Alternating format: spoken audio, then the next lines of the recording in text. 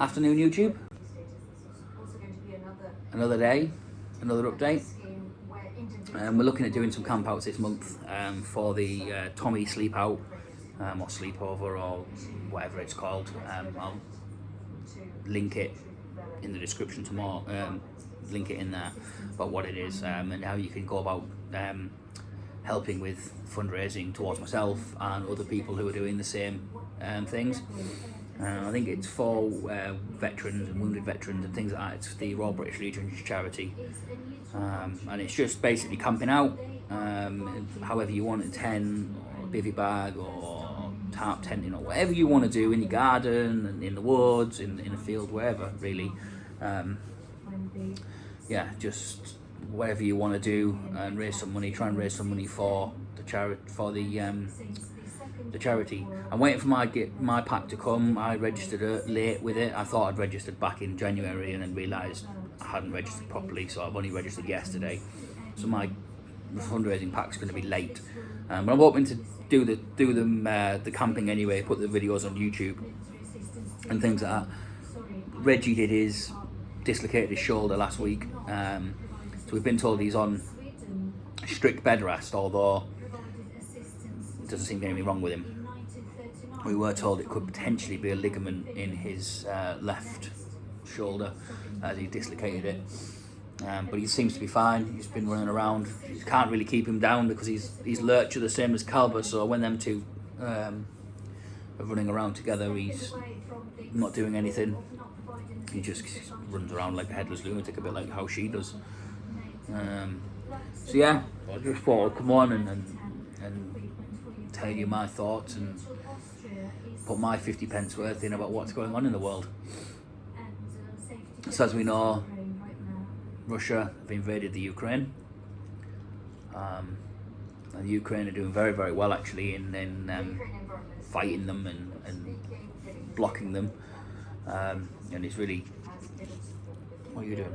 It's really good that Russia has been stopped and halted realistically, although we know that there's many things that the Russians have still got to play, and we know that the games that they can play, and we know that they're got many more things and players to make. They're not just going to go in with the military and go, we're going to take Ukraine, which I think they thought they were going to do. I think a lot of people are hyping up the hysteria of World War III and nuclear warfare, and I think people need to stay away from that. Like, the more you hype up the hysteria of World War III and the nuclear warfare and things like that, the more you're just going to cause a panic and a run on banks and fuel, food and things, and you're going to make a shortage for yourself. I mean, we've seen it in Cornwall already, fuel shortages, and there's no reason for it. You're just causing your own hysteria. Just live your own life. Just live your life. Enjoy your life. Whatever happens will happen. Just be prepared. There's no point panic buying now, because World War III is months down the line anyway. Even if NATO says, right, we're going to go into Ukraine, there's a lot of red tape, there's a lot of legal stuff to do, there's a lot of rules and regulations to go through first. So World War III is months away. Even if it is going to happen, it's months and months down the line. Putin, I don't think he's going to press the button. I don't think he's going to press the nuclear. I don't think he's going to press the button. But what can we do if he does?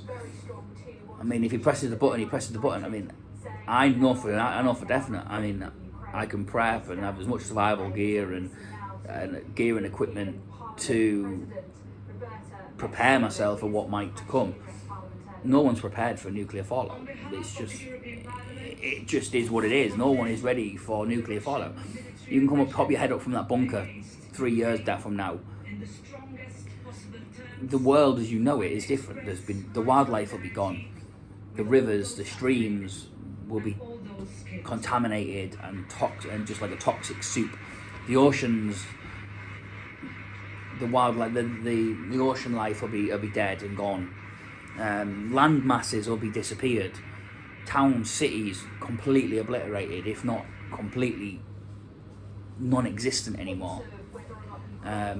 Reduced to rubble. Every day will be a fight for a packet of noodles or a bloody chocolate bar, just because that's all that's left.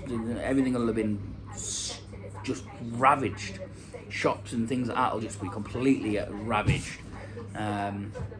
the very air you breathe will be a toxic soup of chemicals that'll just kill you slowly. So no one's ready for that realistically. So that I don't think that's going to happen. I don't. Reggie, fuck off, mate. What? He's just on one because he's like a coiled spring at the moment. Back off.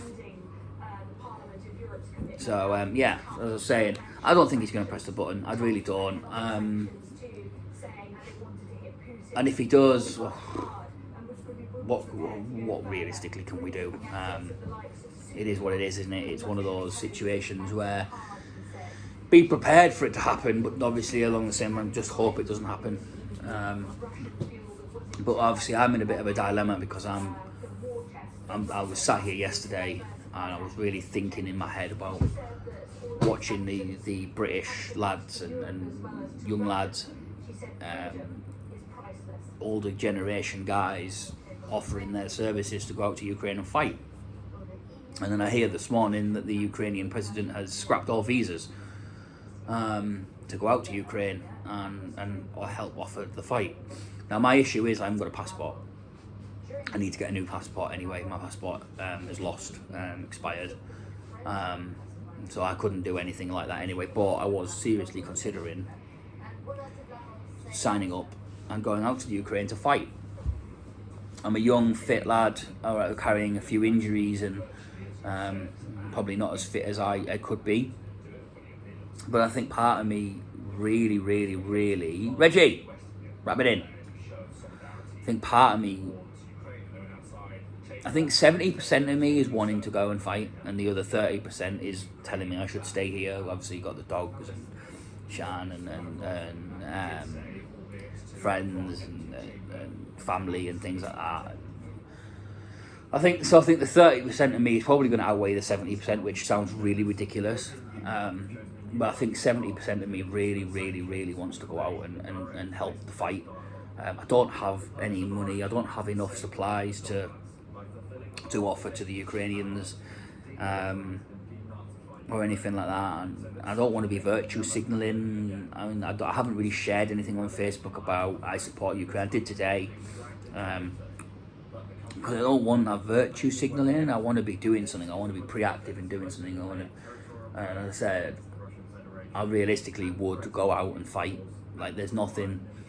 I'm not scared of picking up a weapon and going and fight in a foreign country. I'm not worried about that.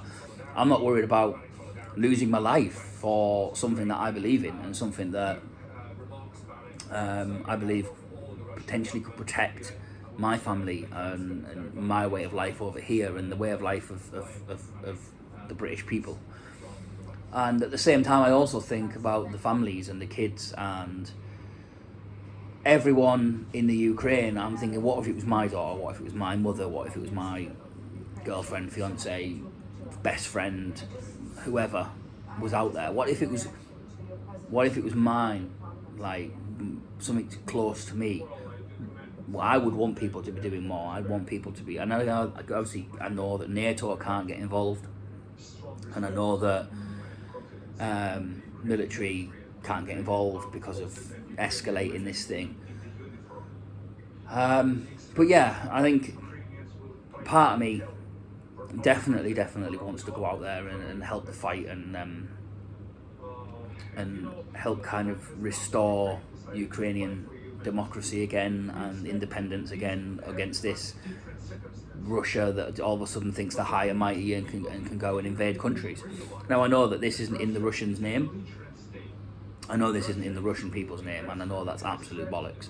I know that it's bullshit that he turns around and says that we were going to be attacked and we thought this. I think that's utter bullshit. I think it's utter bullshit. And I'm not watching the media as such and believing everything. I know that somewhere in the middle of RT, Sky News, BBC News, things like that. I don't watch BBC News, but somewhere in between all of that lies the truth. So you can piece together what's happened. So RT are obviously blaming the West, and RT are blaming Ukraine, and this, that, and the other. And then you've got Sky News, who are actually doing a really good job, to be fair to them. They're verifying everything, and if they're not verified, they're saying this is what we believe. So they're not just saying this is what's happening. this is what you must learn, and force feeding it down your throat.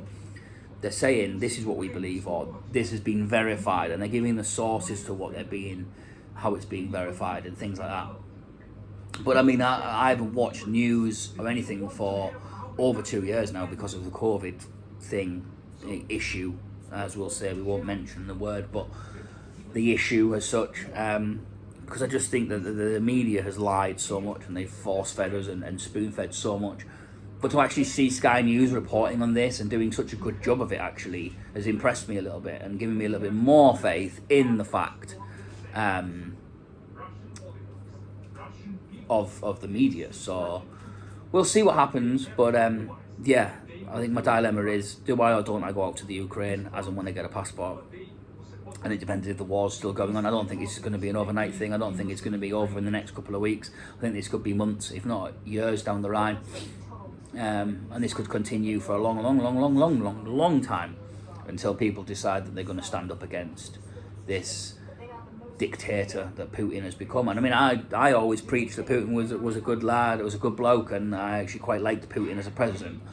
But I think he's undermined his regime. I think that his Russian regime, his dictatorship, has run its course now. And I think this is his last stand. I think he knows that this may be his last stand. So he's decided that I'm going to go and invade Ukraine. Fuck it, why not? But as I said, seeing the videos and the pictures and the families and the hauntings that's going on, it hurt. It really did hurt. And I stood there and I said, when is enough enough? And I get that enough isn't a situation like this, because NATO can't get involved and military can't get involved.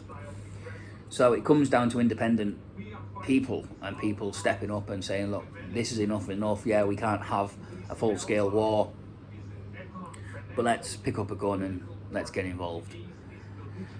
So yeah, that's kind of where I'm at. There's definitely going to be some camps coming up this month. Whether it's going to be a weekend or a night or whatever, there's definitely going to be a couple of camps being recorded this month, because obviously I'm trying to do that Tommy Sleepout. Weather's really crappy at the moment. It's not just damp, it's cold as well. So we've had a couple of storms roll through a couple of weekends ago, as you all know, pardon me. And now we've just got some really crappy rain, and it's just cold now. And just, yeah, damp and wet and horrible. So don't really want to go camping in this at the moment, especially with the two dogs as well, because everything's just going to get filthy and soaking wet. And we're not going to enjoy it, because the tents are going to be wet and miserable, and all of the gear's going to be wet and miserable, and Calber's spagged out there. Aren't you, princess?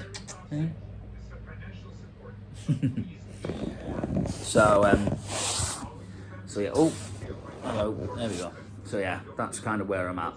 So I'll leave it there, and we'll see you at a campsite somewhere. I'm gonna have to have a venture out in a couple of days, maybe the weekend, and see what's about. So yeah, leave it there, YouTube, and thank you very much.